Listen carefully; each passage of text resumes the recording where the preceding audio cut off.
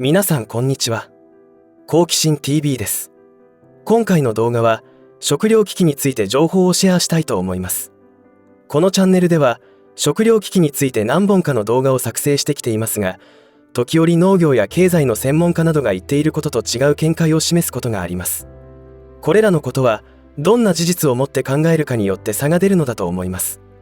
食糧危機のことで言えば、今まで乗り越えてきた実績や分析を根拠にこれからも大丈夫という論調が多々見られます。ところが、ここ数年起きていることというのは、当たり前であったことが当たり前ではなくなってきているという事実です。このような状況では過去の経験にとらわれすぎると痛い目に遭うということを感じます。これらのことは、海外で起きている今までの常識では考えられないような事故からも強く感じます。少しでも可能性があるのでしたら、対策しておくということが身の安全を守るためには必要なスキル、感性だと思います。よって、この動画では、1、当たり前という常識の崩壊、2、食糧危機の可能性とは、3、どのようにマインド設定すればいいか、という流れで話を進めていきたいと思います。食糧危機など起きない方がいいに決まっていますが、起きる可能性があるとしたらどのようなシナリオになるのかということをいくつか候補を挙げて備えておくことは、現実に起きた時に困らないための最善の策だと思います。ましてや、食糧危機を引き起こそうとしている勢力があることは分かっているのですからなおさらです。今回の動画によって皆さんが身を守るために必要な考察にお役に立てると思います。ぜひ最後までご視聴ください。このチャンネルでは、自分や家族の身を守るためにできることや、日本人がこれ以上騙されることがないようにするための情報を発信しています。チャンネル登録がお済みでない方はぜひチャンネル登録をお願いします。そしてこの動画に共感できましたら拡散の協力をお願いします。さて、食糧危機などが騒がれ始めて久しいですが、多くの方が正常性バイアスに陥っている状況だと思います。つまり、危険だと騒いでいた割には大丈夫ではないかという状況が、正常性バイアスに陥る方の人数が増えている原因でしょう。ところが海外で起きていることに目を向けると、もはや少し前ではありえないことが起きています。例えばイギリスでは、ウトロの戦争勃発、EU 離脱ということが重なったことで、生活困窮に陥る人が急増しており、家を失い、家族もろともテント住まいになってそこから出勤しているという状況が起きていますが、どのように感じますでしょうか。あの大英帝国が今消えゆくくらいの勢いで社会に混乱が生じています。そしてアメリカの衰退にも注目しなくてはいけません。アメリカのどちらかというと貧民街ではないような都市でも、あれを打ちまくりラリった人が街を徘徊しており、糞尿をあちこちでするものが多発しているという状況は想像できませんが実際起きているのです。もちろん、これらの問題は急に起きたわけではなく、限界点を超えて目に余る状態になってきたということになるのではないでしょうか。これらのことは世界中で起きている傾向であるということを忘れてはいけません。その点日本はそこまでひどくなっていないという見方もできますし、実際ある意味そうかもしれませんが、それは日本人がどんな逆境でも海外のような暴動を起こさず、つつましく勤労できる民族性があるからだと思います。しかし、それでも限界は訪れるでしょう。今日本で起きていることで私が強く懸念するのは、普通に真面目に働いていても生活が追い詰められている人が増えてきているということです。今の日本経済を語る専門家や研究機関が多くの解説記事を発表しており、それらを読んで勉強になることはもちろんあるのですが、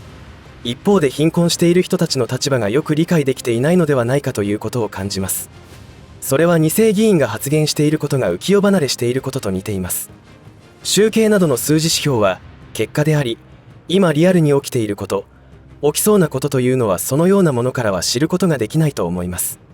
やはり事件は現場で起きているのです。もう少し日本で起きている当たり前ではなくなってきているということについて考えてみたいのですが、インターネットで商品を注文すると翌日には商品が届いていました。これからはそれは過去の話になるでしょう。働き方改革による影響です。確かに注文したら次の日に来るのが当然というその陰では運送業者の多大な努力があったからこそということを忘れてはいけないのですが、ここで取り上げた意味はそのことではなくて、働きたくても働けないという規制が始まっているということなのです。もちろんこれらのことにはメリットデメリットは存在しているのは当たり前のこととして、この物価高において生活を維持していくためにバリバリ仕事をこなして収入を増やそうと思ってもできないということになったわけです。これってどんなに5択を並べられても社会全体の活気はなくなると思います。毎日定時で帰ることができている上で、収入も残業をかなりしていた頃と同じくらい稼げているのでしたら、余暇が増え、消費も活発化するから外食業をはじめ、様々な産業が活気づくのでしょうが、世の中は違う方向に向かっています。AI の台頭によって、一部の限られた人たち以外は職を追われることになっていきます。あっという間にそのような流れになるでしょう。こんなことになるなんて誰が予想できたでしょうか。食糧危機についても同じで、シンクタンクや専門家の一部で日本においては食糧危機は起きないと言っている根拠の一部を取り上げてみますと、1、小麦の輸出を禁止したインドはもともと輸出国ではない。2、日本が穀物を輸入している国はアメリカ、カナダ、オーストラリア、ブラジルなどの友好国であり、輸出国であるということが言われていますが、あくまでもこれは貿易面という一面で見た分析であり、今まではそういった背景のおかげで普段食料には困ることなく暮らすことができていたわけです。ところが今では前の動画でも取り上げたように、アメリカ、EU 陣営に対抗する新たなブリックスという勢力がものすごい勢いで加盟国を増やしてきています。それはアメリカなどの先進国による経済、武力による覇権に対抗した動きであり、ブリックスに参加の国々は農産物や鉱物が豊富な資源国であるので、国家間の紛争にまで発展した際には日本の食料安全保障にも影響が出ることは間違いなさそうです。それは確かに最悪なケースということになるのでしょうが、日本の場合、農業、畜産業を衰退するしかないような政策を進めている上に、石油や天然ガスなどのエネルギーを 100% 輸入に頼っていることもあり、生産コストが世界情勢の影響をもろに受けるという状況にも置かれているわけです。さらには、鉄やアルミニウムなどの鉱物資源も輸入に頼っている現実もあります。以上のことから日本の食料安全保障というのは実に微妙なバランスの上に成り立っているわけであり、当たり前という感覚を捨て、警戒を高めなければならないと思います。ところで皆さんはスーパーの品揃えの変化にお気づきでしょうか。特に私は毎回缶詰コーナーを見て回るのですが、私の生活圏にある5カ所ほどのスーパーの缶詰コーナーには少し前から変化が起きています。その変化とは品揃えと数量の減少です。極端な店舗になると、販売している缶詰はシーチキンとサバだけというところもあります。品揃えという面では店舗ごとの戦略もあるので、何とも言えないところもあるのですが、値上げはすごい勢いで進んでいるというのが感想です。日本において食糧危機が起きるかどうかについて、人によってはすでに起きているということを言っている方もいますが、私が思うには世界情勢がまたさらに緊迫してきているので、いよいよその可能性は増してきていると考えています。どっちにしても 100% 起きないということはないわけで、可能性があるのなら準備をしておくべきだと考えます。念のために食糧危機が起きるパターンをまとめておくと、1、食料の輸入がストップする。2、不作や政策ミスで自給力が落ちる。3、経済的困窮で買えなくなる人が増える。4、製造に関係する企業の倒産が増える。などが考えられます。特に直近で危険度が増しているのは、物価高によって購入を控える人が増えれば増えるほどその製品を作る企業の売り上げが落ちることになり、経営の存続が難しくなるというケースです。これは一般庶民の可処分所得がどんどん落ちている状況からすると可能性は高いパターンかもしれません。このパターンは結構深刻で、政府による電気、ガス、ガソリン代への補助金が終わる10月からは一気に生活コストが上がることになりますので、経済的困窮で買えなくなる人が増えることになると思います。その頃に世界情勢が落ち着き平和を取り戻すことができて、エネルギー高騰問題がなくなるというのは、食糧危機が起きる確率より低いくらいに考えた方が良いと思います。特に今反グローバリズムの動きが活発になってきているのはいいことですが、一気にろくでもないことを考えている輩たちが一掃されることも考えにくいので、一定期間耐えなくてはならないということです。今後私たちのマインド設定としては、繰り返しとなりますが、グローバリストたちの目論見は頓挫していくその過程では、様々な試練を乗り越えなければいけないと思います。戦火が広がるかどうかについては、台湾からアメリカ人が密かに帰国をしているという情報が入ってきており、それを考えると台湾有事の可能性が出てきているのかもしれません。だとしたらなおさら食料備蓄のピッチを上げる必要があります。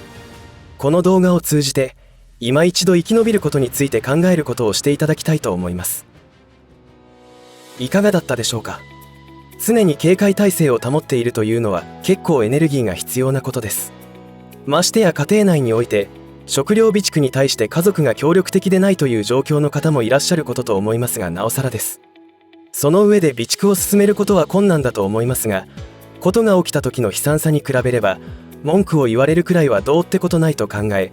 なんとか乗り切っていただきたいと思います。最後に皆さんもご存知の通り、アメリカの国内は今、史上最悪の現大統領による不正行為が次々とリークされ始め、それと同時に元大統領への政治迫害が始まっており、混乱を極めています。攻め込むのは今しかないと隣の国が判断すれば台湾有事は起きてくると思いますが、その隣の国も国内はボロボロなのでどうなるか分かりません。いずれにしましても私たちにできることはいかに生き延びるかを真剣に考え実行することだと思います。ぜひ共に生き延びましょう。最後までお付き合いありがとうございました。以上で今回の話は終わりとしますが、皆さんの応援が次の動画作成の力になりますので、いいねボタン、チャンネル登録、通知設定をオンにしていただけると嬉しいです。また、よろしかったらこの動画のシェアをお願いいたします。最後までご視聴ありがとうございました。好奇心 TV でした。